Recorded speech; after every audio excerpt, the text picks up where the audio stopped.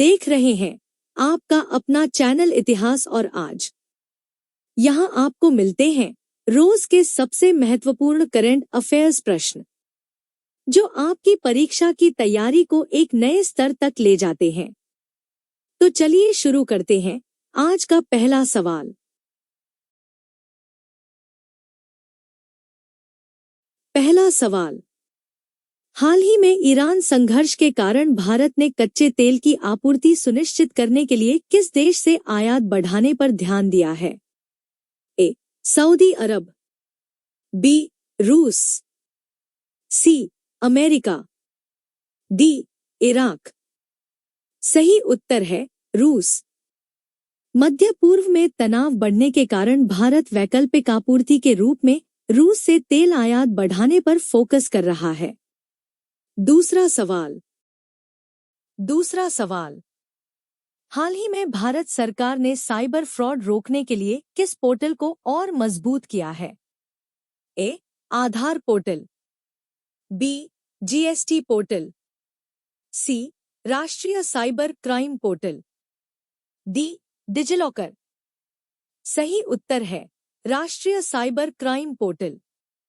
Digital धोखाधड़ी के मामलों को ट्रैक और रोकने के लिए इस पोर्टल को अपग्रेड किया गया है।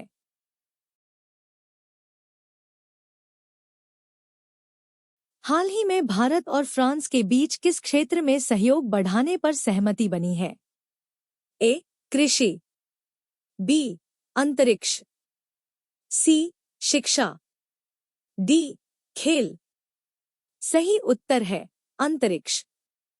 भारत और फ्रांस के बीच सैटेलाइट और अंतरिक्ष तकनीक में सहयोग को और मजबूत किया जा रहा है।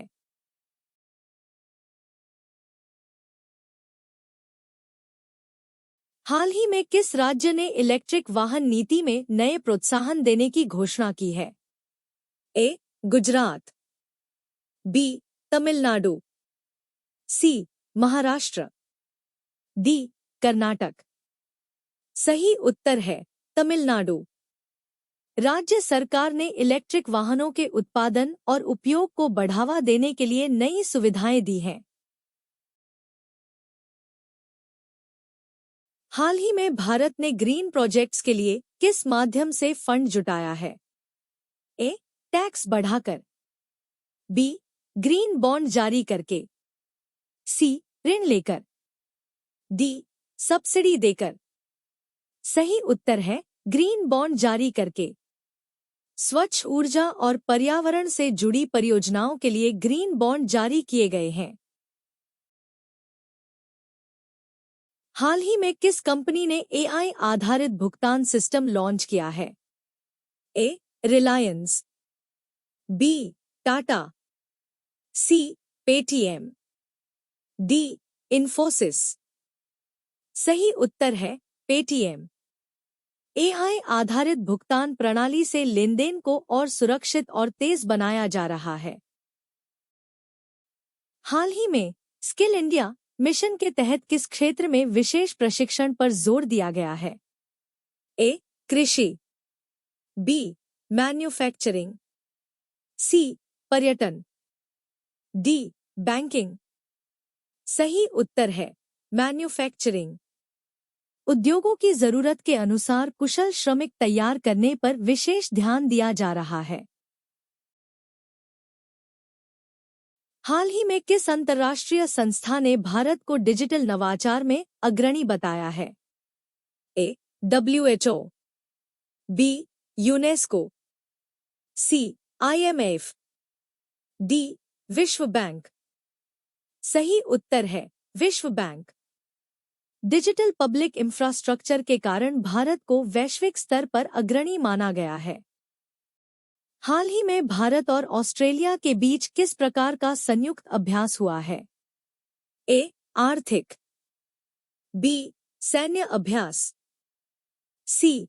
खेल प्रतियोगिता, डी. सांस्कृतिक कार्यक्रम। सही उत्तर है सैन्य अभ्यास।